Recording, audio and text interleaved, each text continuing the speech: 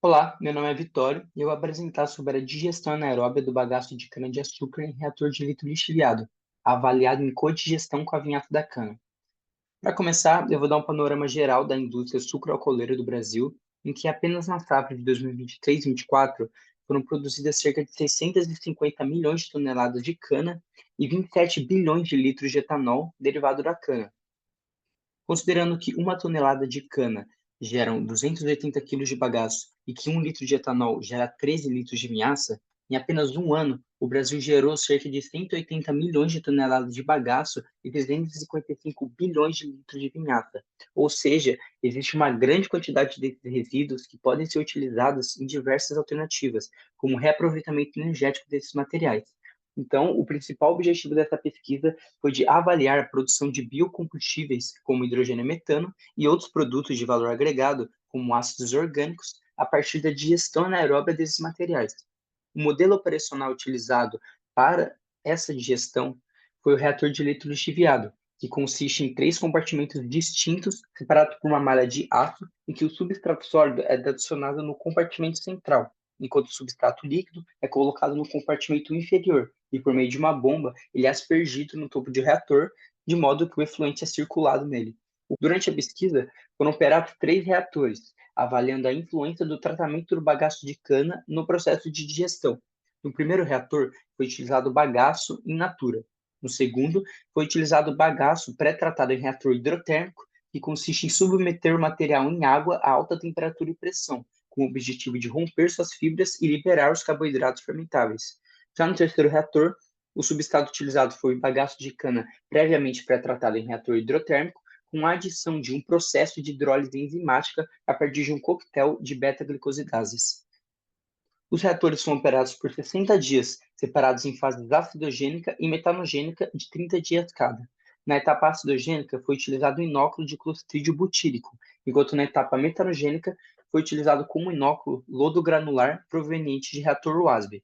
Esse lodo foi aplicado apenas nos reatores 2 e 3, já que a mudança de etapas no reator 1 ocorreu de forma natural, provavelmente por conta de culturas carreadas pelo bagaço in natura.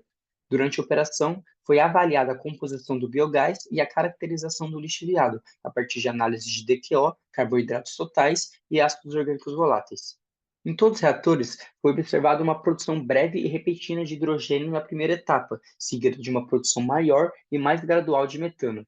Na fase acidogênica, a produção de hidrogênio ocorreu em apenas um único pico, e ele não foi mais observado na composição do biogás após os primeiros dias de operação. Apesar de hidrogênio não estar mais sendo observado na composição do biogás, a etapa inicial foi caracterizada por grande produção de ácidos orgânicos, com maior concentração de ácido acético em todos os reatores. Por conta disso, provavelmente o hidrogênio produzido passou a ser consumido para a produção de outros compostos, principalmente o próprio ácido acético a partir da via homocetogênica. Já na fase metanogênica, a produção de metano ocorreu de forma gradual, com períodos de crescimento e de estabilização. Por isso, foi possível aplicar o modelo matemático de Gompertz para obter-se a produção acumulada de metano e o seu potencial de produção. Devido à grande redução da concentração de ácido acético em todos os reatores durante essa etapa, a produção do metano ocorreu a partir da rota acetoclástica, de consumo de ácido acético. Durante a fase acidogênica, houve produção de ácidos orgânicos concomitante ao consumo de carboidratos na fermentação da glicose. Com isso, não foi possível observar a redução na matéria orgânica total do sistema nessa etapa inicial. Na etapa seguinte, com o consumo dos ácidos orgânicos para a produção de metano, houve redução da matéria orgânica total, expresso pelos valores de DQO. Essa tabela expressa os principais parâmetros avaliados na operação dos reatores, com dados referentes à produção de biogás e dados referentes à conversão de carboidratos, de DQO e de ácidos orgânicos totais.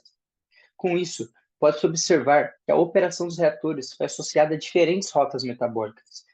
Para o reator 1, observou-se o predomínio de rotas de alongamento de cadeia, evidenciada pela maior produção de ácidos valérico e caproico. No reator 2, houve maior produção de biogás, tanto de hidrogênio quanto de metano. E no reator 3, houve maior produção de ácidos orgânicos voláteis, com concentrações de 24,3 gramas por litro ao fim da fase acidogênica. Assim, observa-se a versatilidade do reator de leite lixiviado em tratar o bagaço e a vinhaça para a geração de produtos de valor agregado. Muito obrigado pela atenção.